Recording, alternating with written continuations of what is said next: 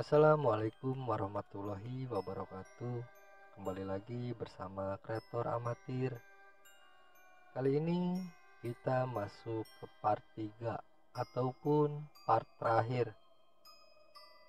Bagaimana kisah dari Agus yang melihat kejadian kemarin?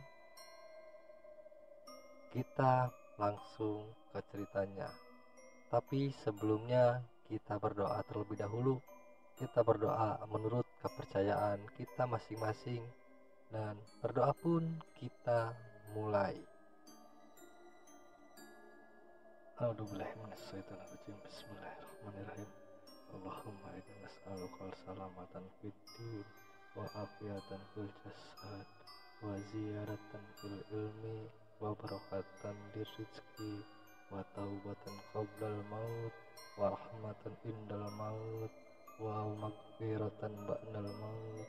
Allahumma hawin alaina fi syakaratul maut wan nazata minnan nar wal afwa indal hisab.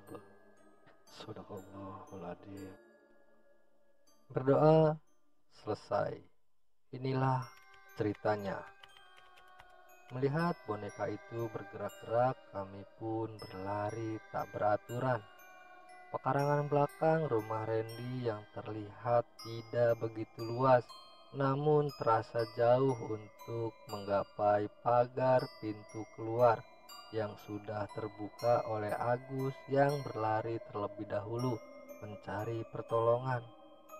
Terlihat boneka itu melayang di atas kami dan seperti akan menyerang kami. Namun kami berlari ke beberapa titik, pikir kami agar boneka itu kebingungan. Namun Opiklah yang dikejar jelangkung itu. Boneka itu melayang-layang di atas Opik.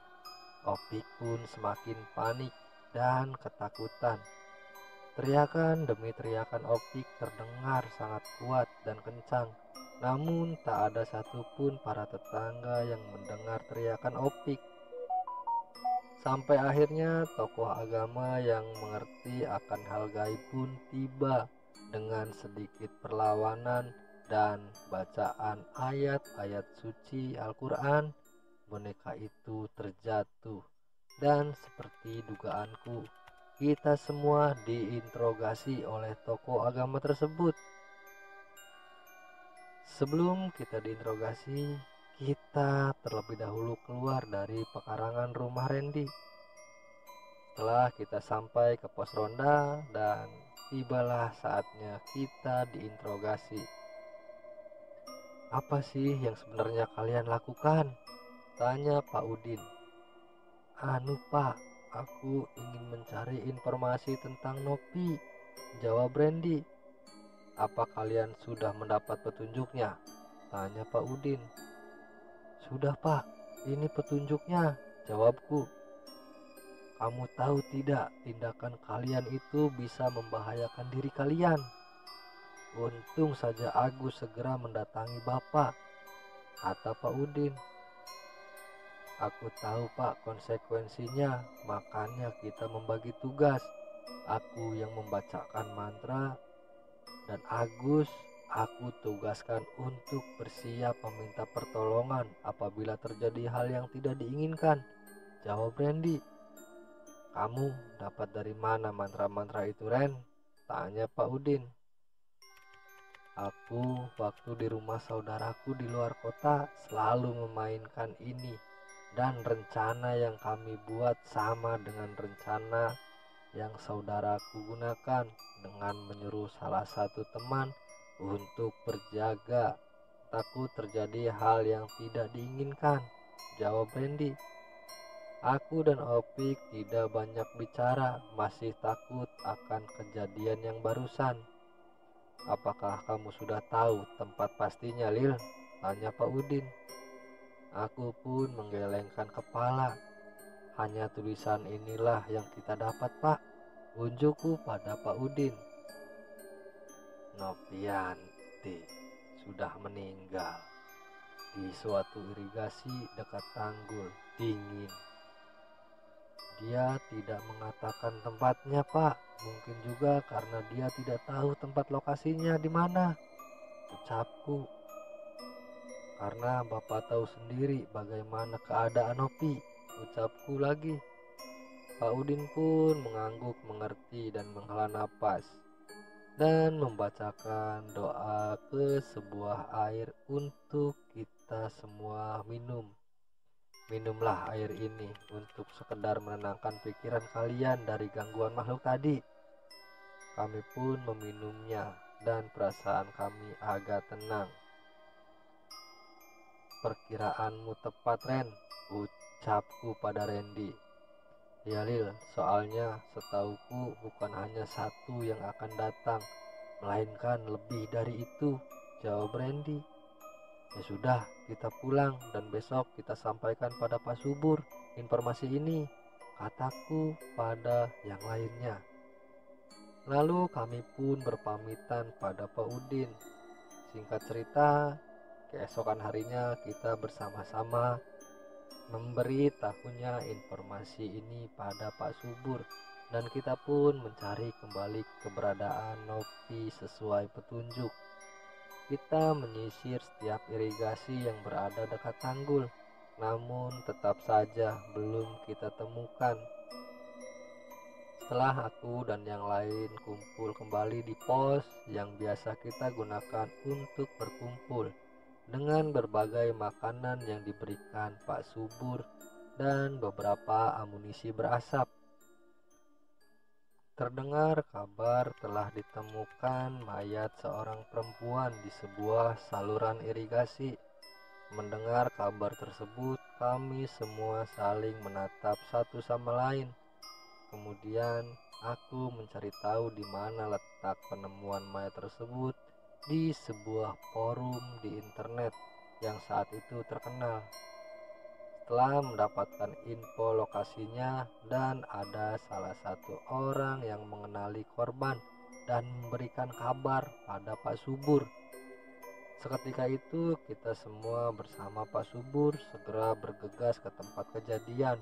Dengan mengendarai beberapa sepeda motor, kita pun berangkat. Setelah sampai di TKP, terlihat sebujur mayat perempuan sedang dikerumuni warga dan menunggu petugas investigasi datang. Setelah melihat jelas, aku pun berpikir kalau rintihan kedinginan yang setiap malam terdengar itu berasal dari almarhumah Nopi. Dan seketika teringat dengan petunjuk yang disampaikan Nopi melalui tubuh Opik itu adalah tempat ini. Tepat sama persis irigasi dekat tanggul tanpa busana dan juga kedinginan karena tubuhnya sebagian berada di dalam air. Dengan tangisan pecah dari Pak Subur, Pak Subur pun bergegas menghampiri jasad almarhumah Novianti. Namun aku cegah demi kelancaran investigasi dan memudahkan menemukan sidik jari pelaku. Walaupun begitu, tampak raut wajah kesedihan terlihat pada Pak Subur. Bagaimana tidak, anak satu-satunya meninggal dengan keadaan seperti ini dan sangat tega yang melakukan ini semua. Tidak lama petugas datang dan mengevakuasi jasad Nopi untuk dilakukan otopsi. Walaupun awalnya Pak Subur menolak, namun apalah daya Pak Subur. Akhirnya jasad Nopianti pun tetap dilakukan otopsi. Dan setelah selesai otopsi, pada hari itu pula jasad Nopi bisa dikebumikan secara layak. Dan semoga almarhumah Nopianti bisa tenang di alam sana.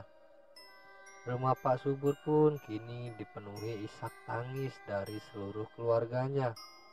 Penyelidikan kasus Nopi pun berjalan dengan alot dan tak dapat menemukan pelakunya sampai saat ini. Beberapa barang yang dibawanya pun raib, tak tahu di mana berada. Namun Pak Subur sudah mengikhlaskan dan mengakhiri penyelidikannya. Pak Subur menghentikan penyelidikan karena keadaan saat ini sudah tidak seperti dahulu lagi. Semenjak kepergian almarhumah Nopi, keuangan Pak Subur semakin berkurang. Di sisi lain, pada saat kita sedang berkumpul seperti biasa di pos ronda, samar-samar dari kegelapan kami melihat dua sosok berjalan beriringan menghampiri kami. Namun saat itu bulu kuduk kami semua berdiri dan merasakan merinding di sekujur tubuh. Setelah terlihat jelas sosok perempuan itu kini terlihat jelas dengan keadaan wajah yang cantik, tersenyum kepada kami semua dan mengucapkan kata terima kasih dan juga kata perpisahan kepada kami. Terima kasih sudah membantu keluargaku menemukan jasadku, ucap almarhum Nopianti. Nopi terlihat anggun dengan menggunakan pakaian berwarna putih dengan rambut sedikit tertata. Sembari tersenyum, Nopi mengucapkan salam perpisahan kepada kami semua. Dan sosok orang tua dengan perawakan agak berisi pun melempar senyuman dan berkata, "Terima kasih dan maaf kalau saat itu aku bikin kalian takut," ucap sosok yang bersama Nopi. Aku, Randy, dan juga Opik pun saling menatap. Jadi, makhluk yang merasuki boneka jelangkung itu adalah orang itu, ucap Randy. Namun setelah semuanya selesai dan tak ada lagi penampakan dari almarhumah Nopi, kita semua bersyukur dan sama-sama mengirimkan doa untuk almarhumah Nopi. Kemudian dua sosok itu menghilang seiring dengan hilangnya sebuah cahaya di kegelapan malam. Dan kami pun menghabiskan malam di pos ronda dan tertidur sampai fajar menyingsing. Beberapa bulan berlalu kami pun berpisah kembali dengan Randy.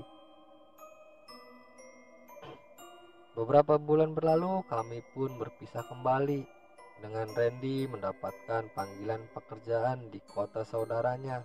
Opik pergi ke rumah orang tuanya di Jawa. Agus pun pindah ke rumah ibu tirinya. Dan aku masih bertahan di kampung sambil menunggu kabar dari tanteku di Tangerang. Kini tinggallah aku seorang diri di kampung tanpa adanya teman-teman sehebat mereka. Dan aku berharap suatu saat kita akan berkumpul kembali untuk memecahkan suatu masalah bersama-sama. Aku mendengar kabar dari Randy kalau Randy kini sedang mendalami ilmu kebatinan, dan aku pun kini tertarik untuk belajar.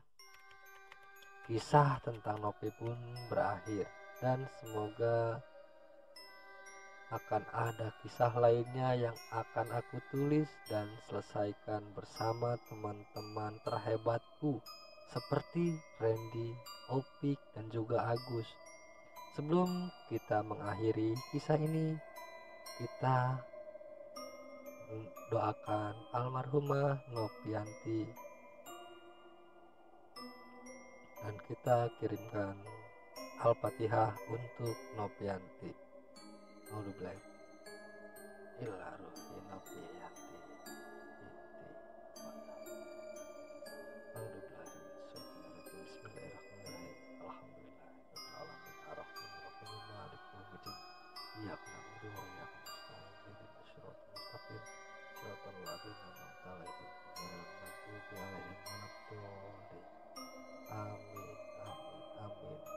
Semoga almarhumah Nopi bisa tenang dan bahagia di sana. Oke, untuk teman-teman semua, terima kasih yang sudah menyimak dan menyaksikan kisah ini dari awal sampai akhir. Dan terima kasih juga untuk teman-teman semua yang sudah mendukung channel ini, dan bagi yang belum mendukung, silahkan dukung channel ini dengan cara klik subscribe, like, komen, dan juga share ke media sosial teman-teman semua untuk membantu mengembangkan channel ini.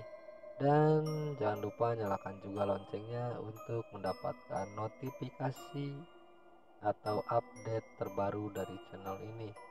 Sekali lagi saya ucapkan banyak-banyak terima kasih. Wabillahi taufiq wal hidayah. Wassalamualaikum warahmatullahi wabarakatuh.